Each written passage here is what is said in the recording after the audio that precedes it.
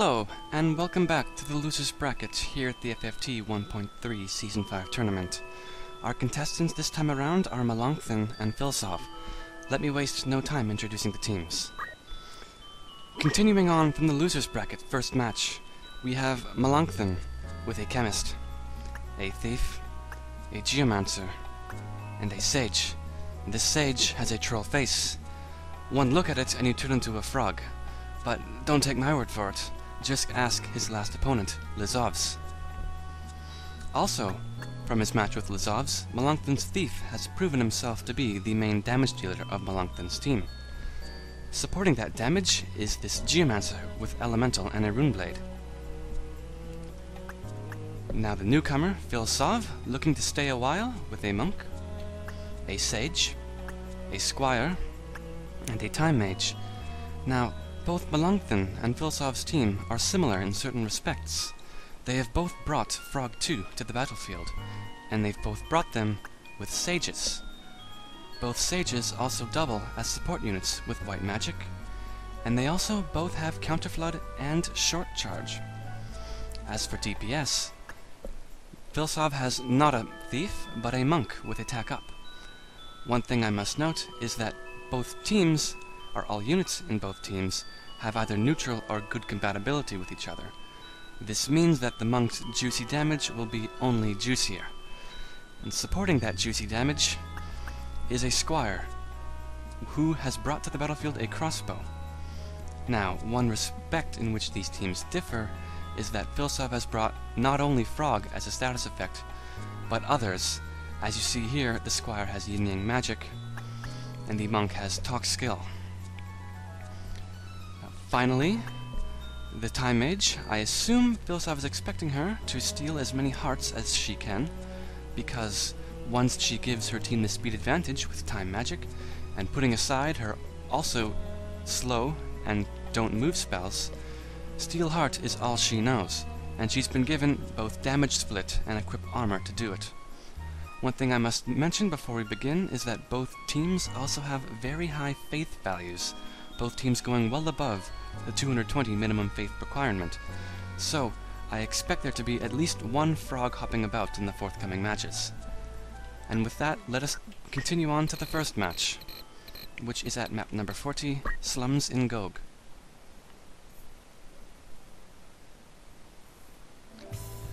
Now, I would pen this as a medium map, not a large map, as both teams can engage each other within one turn, but it has been written as a large map, and so it shall be.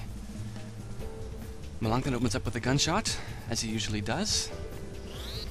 The Thief opens up with a haste spell, and the Time Mage looks to immediately negate that haste spell, and succeeds on both units. The Geomancer retaliates, but the Time Mage trades off the damage. Meanwhile, Philsov's units advance, and the Squire opens up Philsov's status-based strategy with a Paralyze, and it succeeds on the Chemist.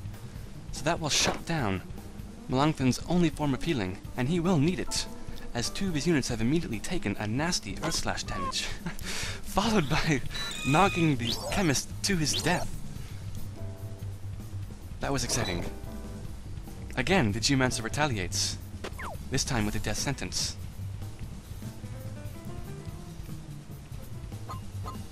And the Thief retaliates with 2 swords to the face of the Monk, and the Monk is dropped to his knees, but heals himself with a respectable Chalker and retreats.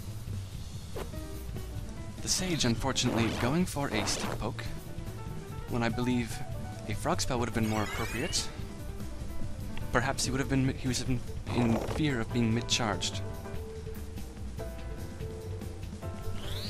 The Squire continuing on, Donax the Chemist again, once again shutting down Melanchton's healing.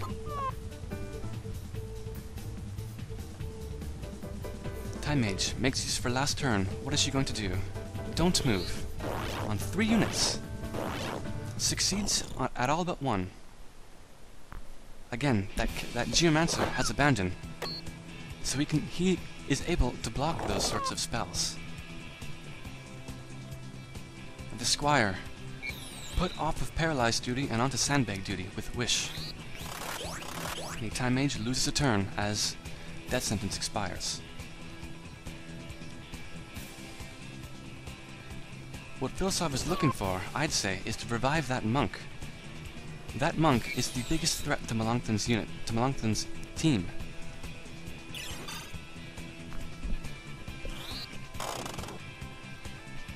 Melanchthon opening up a bit of status-based offense of his own with a slow. No Frog 2 spells, curiously enough, but perhaps we'll see the first one right now.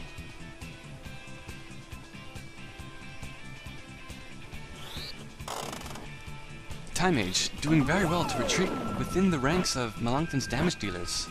Unfortunately, it did not work in spite of that, and she turns into a frog and is subsequently slain.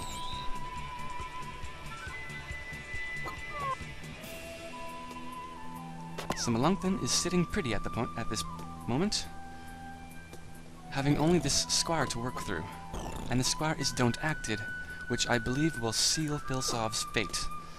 All Philsov can hope for at this point is if he can succeed in the second round, and to the second round we go. The second battle has us at the gate of Lionel Castle. Again, I believe this map is a little small for its classification, but there are only so many maps to go around. And besides, we might be able to see a full team be turned into frogs with one frog spell. In such an event, I will do a dance and proceed to eat a full carton of ice cream. Out of joy, of course. But perhaps for the owner of the frogs, he will eat a full carton of ice cream as well, but out of despair. So at the beginning here, we see some status procs, both Confusion and Stop, and the monk opening up his offense, which he is keen to do after that early KO in the first match. Putting Melanchthon's Sage onto early sandbagging, as well as the Chemist. The Thief, attempting to turn things around, goes for the Sage and kills him. Now putting the Squire on sandbag duty. And that Thief, that Time Mage, having stolen her first heart of the match, I believe, gets the Geomancer to wound the Sage and have the Sage kill the Geomancer in retaliation. So it worked out very well for Philsov there. Again, the Chemist is continuing to be on sandbagging, but he's quickly being outpaced. And here comes the first frog spell of the match. At least I believe it's a frog spell. No, it is Despair. So choosing to negate the Time Mage's re-raise before opening up any frog spells. But we might not see any frog spells if she continues to die like that.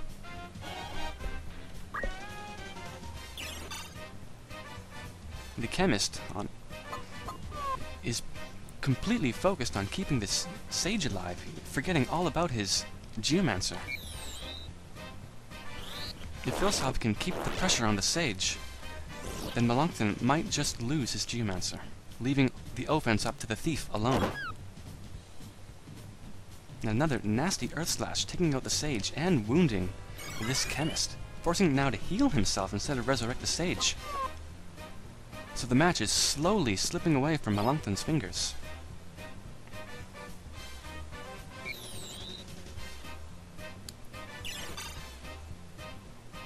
Chemist continuing to use Phoenix Downs, and Thief continuing to kill that Sage on the opposing team. The Squire seems to have it covered though, as he can spend every one of his turns wishing. And the Thief has not yet been able to double turn the Squire yet, as it appears. And the Monk now sentencing the Thief to death. I don't believe the Thief has an Angel Ring. I haven't confirmed. In the event that the Thief does not have an Angel Ring, Melanchthon has only 2 turns before he's taken to the 3rd round.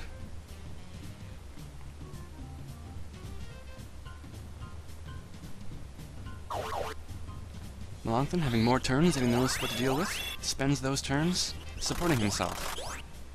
Although it might not be necessary if this death sentence resolves.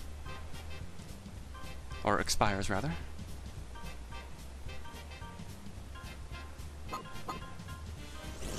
Goes after the Sage, can't bring the sage down.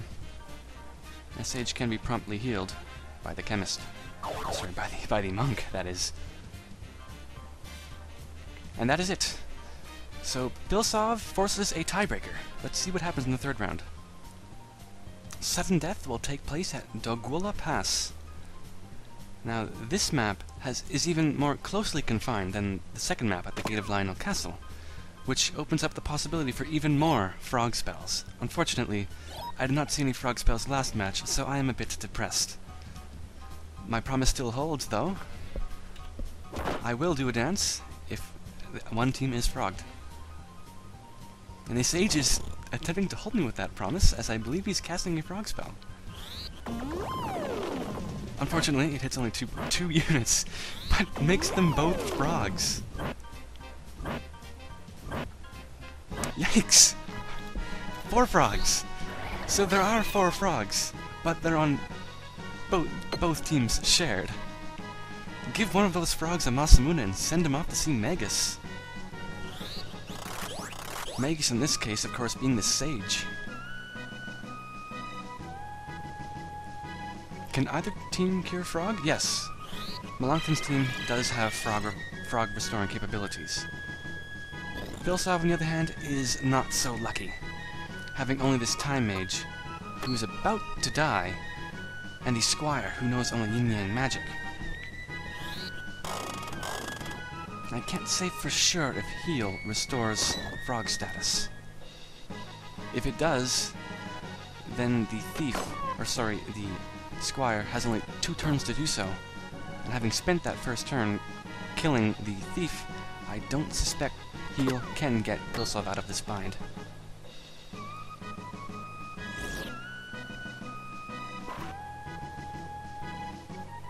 The frogs can't do much, being rather harmless at this point. Melanchton can take his time here, in drawing the match to a close. As he revives his thief, the thief retreats with a haste spell. Give that thief a heal and he'll be ready to go.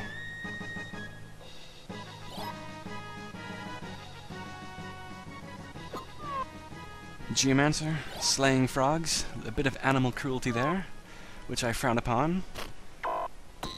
And a nasty book proc, putting down that time mage, leaving only this one poor frog. So it's a frog against the poachers. Time mage is back from the dead, casting a slow spell, only hitting the thief. And she's put down once again. So what can a frog do against 4 humans? Not much, I suppose. As the frog is taking double the damage, or enhanced damage at any rate. Moving forward, hesitating, blocking the bookshot. You can't speak to a frog. Frogs don't understand human language. But they do understand painful ivy, and that's it. Congratulations, Melanchton. You'll be moving on. Philsov, I'm sorry, but you will not be continuing on. But thanks for playing.